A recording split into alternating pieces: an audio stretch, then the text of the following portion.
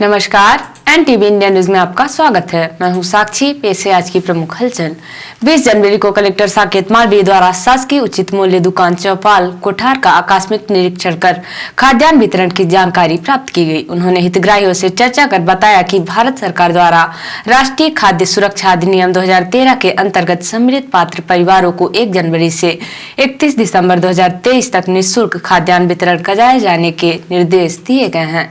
पात्रता श्रेणी अनुसार अंत्योदय परिवार को 35 किलोग्राम प्रति परिवार एवं प्राथमिकता परिवार को 5 किलोग्राम प्रति सदस्य के मान से निःशुल्क वितरण किया जाएगा। कलेक्टर ने हितग्राहियों को अपने अधिकारियों के प्रति सजग रहने को कहा है। कलेक्टर श्री मालवीय ने कहा कि पीओएस मशीन पर अंगूठा लगाते समय आपको जारी खाद्यान्न मात्रा की आवाज को ध्यान से सुने और मिलान करें। पीओएस मशीन से निकलने वाली पर्ची प्राप्त करें, उसमें अंकित राशन की मात्रा का मिलान करें। राशन की प्रदाय मात्रा का मिलान मोबाइल नंबर पर प्राप्त एसएमएस से करें। निःशुल्क खाद्यान्न प्राप्त न होने या सही मात्रा में न मिलने की शिकायत अवश्य दर्ज कराएं। कलेक्टर साकेत मालवीय द्वारा समस्त उपखंड अधिकारियों तथा संबंधित विभागीय अधिकारियों को उक्त के व्यापक प्रचार प्रसार तथा हितग्राहियों को पात्रता अनुसार निःशुल्क खाद्यान्न वितरण सुनिश्चित करने के निर्देश दिए गए हैं। निःशुल्क खाद्यान्न वितरण करने के संबंध में प्रत्येक उचित मूल्य दुकानों एवं मुख्यमंत्री राशन आपके ग्राम योजना अंतर्गत संचालित वाहनों पर पात्र परिवारों को निःशुल्क खाद्यान्न वितरण के संबंध में बैनर लगवाए जाएं। पात्र परिवारों को बायोमेट्रिक सत्यापन के आधार पर खाद्यान्न का वितरण किया जाए। पीओएस मशीन पर खाद्यान्न वितरण उपरांत जारी पावती हितग्राही को आवश्यक रूप से उपलब्ध कराई जाए। कलेक्टर साकेत मालवीय ने आज जिले के शासकीय उत्कृष्ट विद्यालय में आयोजित रोजगार मेला एवं कैरियर गाइडेंस कार्यक्रमों में छात्रों को संबोधित किया। उन्होंने कक्षा 11वीं एवं 12वीं के छात्रों से उनके भविष्य की योजना के बारे में चर्चा की तथा बताया कि रोजगार केवल नौकरी ही नहीं है, वरन अन्य क्षेत्रों में आजीविका की तलाश करना चाहिए। शिक्षा के माध्यम से व्यापार इत्यादि को भी कैसे उन्नत बनाया जा सकता है, यह उन्होंने बहुत ही सौहार्दपूर्ण वातावरण में छात्रों को मित्रवत समझाने का प्रयास किया। कलेक्टर ने विद्यालय परिवार को भविष्य में भी ऐसे कार्यक्रम आयोजित करने हेतु प्रोत्साहित किया। 20 जनवरी को सीधी जिला कोतवाली थाना अंतर्गत लगे ग्राम गुरियारा में एक ऑटो को बचाने के चक्कर में हुई दुर्घटना में एक बलकर वाहन अनियंत्रित होकर खेत में जाकर पलट गया। अचानक हुई इस दुर्घटना में बलकर का ड्राइवर, जिसका नाम नवल किशोर दुबे बताया जा रहा है, निवासी थाना बहरी निवासी ग्राम भनवारी का रहने वाला है, की मौत हो गई। इस घटना के बाद मौके पर काफी भीड़ जमा हो गई। घटना की सूचना पुलिस को दी गई। पुलिस ने मौके पर पहुंचकर घटना की जांच पड़ताल की और मृतक व्यक्ति के शव को पोस्टमार्टम के लिए जिला अस्पताल भिजवा दिया। एनटीवी इंडिया न्यूज ने इस मामले की जानकारी के लिए जिला कोतवाली में संपर्क किया तो बताया गया कि अभी अस्पताल चौकी से पूरी जानकारी नहीं आ पाई है। पुलिस मामले की जांच पड़ताल में जुटी है। बताया गया कि मृतक व्यक्ति के परिजनों को घटना की सूचना दी जा चुकी है। 20 जनवरी को जनपद पंचायत सीधी अंतर्गत ग्राम पंचायत जमोड़ी सेगरान में उप सरपंच पद के निर्वाचन की कार्यवाही संपन्न कराई गई। लेकिन उप सरपंच पद के निर्वाचन की संपन्न कराई गई कार्यवाही को लेकर कुछ पंचों और उनके समर्थकों में काफी असंतोष देखा गया। असंतुष्ट पंचों और उनके समर्थकों का कहना था कि जब वह निर्धारित समय पर उप सरपंच पद के निर्वाचन के लिए पहुंचे तो उन्हें बताया गया कि आप निर्धारित समय में नहीं पहुंचे हैं, इसलिए आप प्रक्रिया में भाग नहीं ले सकते। जिसके बाद असंतुष्ट पंच और उनके समर्थक अपनी शिकायत लेकर जिला कलेक्ट्रेट पहुंच गए। इस दौरान अपनी शिकायत लेकर आए जमोड़ी सेगरान के 2 महिला पंच और उनके समर्थकों ने एनटीवी इंडिया न्यूज को अपनी प्रतिक्रिया देते हुए कहा कि हमें उप सरपंच पद की निर्वाचन प्रक्रिया में निर्धारित समय में न पहुंचने का हवाला देकर शामिल नहीं किया गया और प्रक्रिया पूरी करा ली गई। हम लोग चाहते हैं कि इसकी जाँच हो और दोबारा चुनाव कराया जाए। ग्राम पंचायत जमोड़ी सेगरान से आए हैं।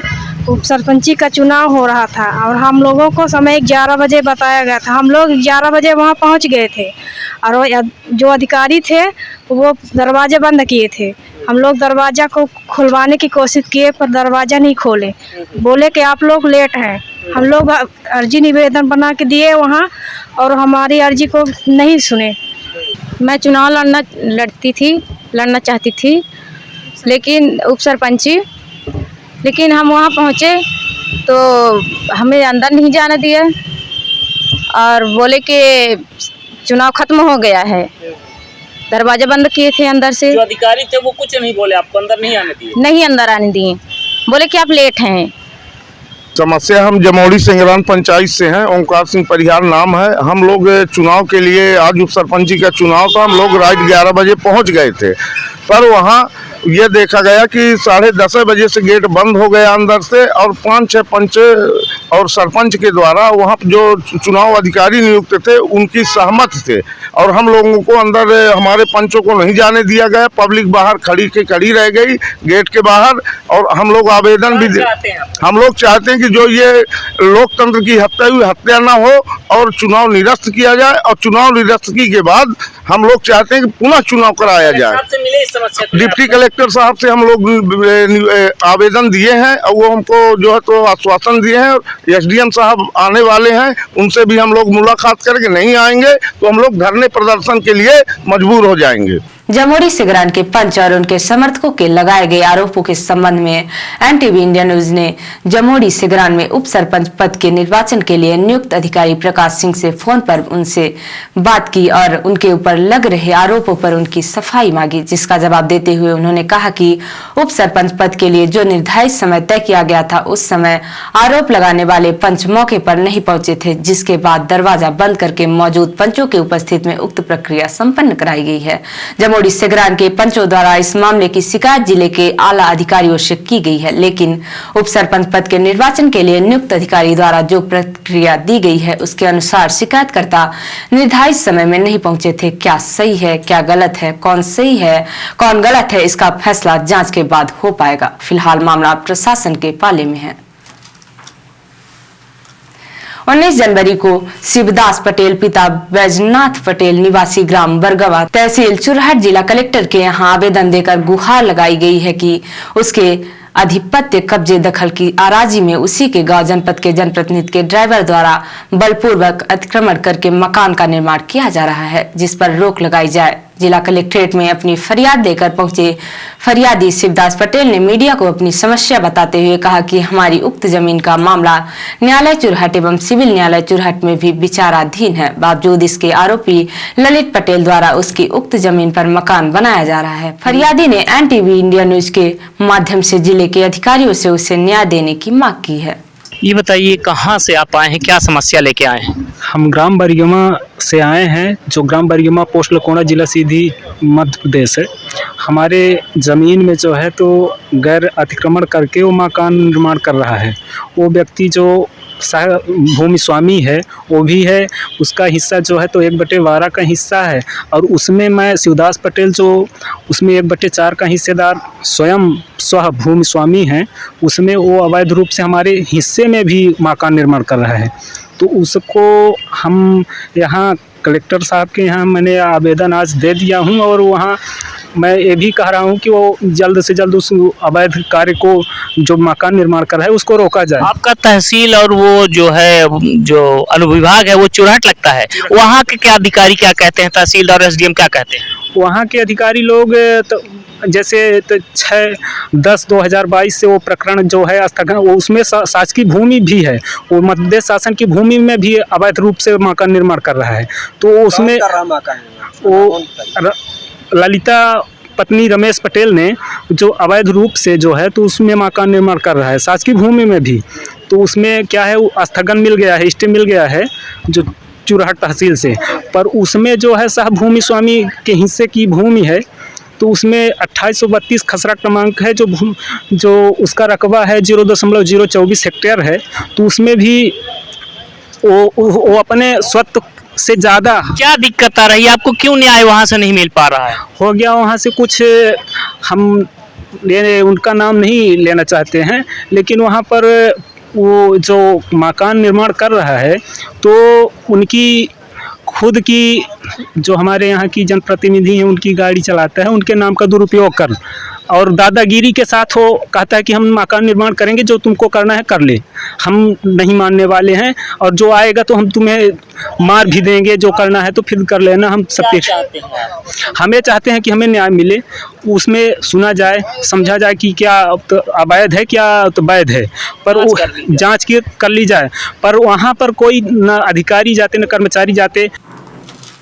विगत 16 जनवरी से सीधी शहर के गायत्री शक्तिपीठ मंदिर सीधी में भारतीय एक्यूप्रेशर संस्थान लखनऊ के निदेशक एवं एक्यूप्रेशर संस्थान प्रयागराज उत्तर प्रदेश के प्रोफेसर डॉक्टर अमर प्रताप सिंह चंद्रवंशी द्वारा असाध्य रोगों का बिना दवा के उपचार के लिए एक्यूप्रेशर चिकित्सा एवं प्रशिक्षण शिविर आयोजित किया जा रहा है। शिविर 24 जनवरी तक चलेगा। 20 जनवरी को आयोजित पत्रकार वार्ता के दौरान एक्यूप्रेशर चिकित्सा के डॉक्टर अमर प्रताप सिंह चंद्रवंशी ने पत्रकारों को बताया कि एक्यूप्रेशर एक प्राचीन प्राकृतिक चिकित्सा पद्धति है जिसकी खोज हमारे ऋषि मुनियों ने मानव को रोग मुक्त रखने के लिए की थी। इसकी सहायता से अपनी हथेली में स्थित बिंदुओं को दबाकर मेथी दाना एवं चुंबक के सहारे बिना किसी दवा के किसी भी बीमारी का उपचार एक्यूप्रेशर से किया जा सकता है। उन्होंने कहा कि शिविर चल रहा है, यहाँ पर प्रशिक्षण में आने वाले मरीजों को प्रशिक्षण देकर उन्हें अपना इलाज स्वयं करने के लिए डॉक्टर बना दिया जाएगा। रिपोर्टर हिमानी रौतेला ने बताया कि नैनीताल जिले में राष्ट्र का 74वां गणतंत्र दिवस पूरे हर्षोल्लास के साथ मनाया जाएगा। जिला प्रशासन की ओर से गणतंत्र दिवस के अवसर पर आयोजित होने वाले कार्यक्रमों की रूपरेखा तय करने के लिए कलेक्ट्रेट सभागार में शुक्रवार को अपर जिलाधिकारी शिवचरण द्विवेदी व अशोक कुमार जोशी की अध्यक्षता में संबंधित विभागों के साथ एक महत्वपूर्ण बैठक आयोजित की गई। बैठक में निर्णय लिया गया कि 25 व 26 जनवरी को शाम 6 बजे से रात्रि 11 बजे तक सरकारी अद्रव सरकारी भवनों को कम वोल्टेज के एलईडी लगाकर प्रकाशमान किए जाए। इसके साथ ही नगर पालिका परिषद द्वारा 25 व 26 जनवरी को शाम 6 बजे से रात्रि 11 बजे तक लाउड स्पीकर के माध्यम से देशभक्ति के गाने एवं मुख्य चौराहों पर प्रकाशमान करने के निर्देश दिए। उन्होंने कहा कि समस्त सरकारी एवं अर्ध सरकारी कार्यालयों में प्रातः 9:30 बजे ध्वजारोहण किया जाएगा। इसके उपरांत 10:30 बजे महापुरुषों की मूर्तियों पर माल्यार्पण एवं 11 बजे मल्लीताल फ्लैट्स में मुख्य अतिथि द्वारा ध्वजारोहण किया जाएगा तथा मैदान में पुलिस परेड का आयोजन किया जाएगा। परेड में पुलिस जवानों के साथ ही होमगार्ड, पीआरडी, एनसीसी, नेवल के जवान प्रतिभाग करेंगे। सॉन्ग एवं ड्रामा डिवीजन द्वारा मल्लीताल फ्लैट एवं जिलाधिकारी कार्यालय में देशभक्ति गीत प्रस्तुत करने के साथ अपने अपने विभागों द्वारा झांकियां की निकाली जाएंगी। और अब पेश है प्रादेशिक हलचल। टीकमगढ़ में बोले कमलनाथ, ज्योतिरादित्य सिंधिया कोई तोप नहीं है, तोप थे तो ग्वालियर का महापौर चुनाव क्यों हारे। एमपी के 20 जिलों में कलेक्टर करेंगे ध्वजारोहण। कांग्रेस का तंज, सीएम ने तो जिला पंचायत अध्यक्षों के लिए घोषणा की थी। सागर में जग्गू हत्याकांड में फरार निष्कासित बीजेपी नेता समेत 3 पर इनाम की घोषणा हुई। और सिवनी में प्रेमी युगल की थाने में कराई बरमाला। मंदिर में हुए फेरे, परिजन राजी नहीं हुए तो घर से भाग निकले थे।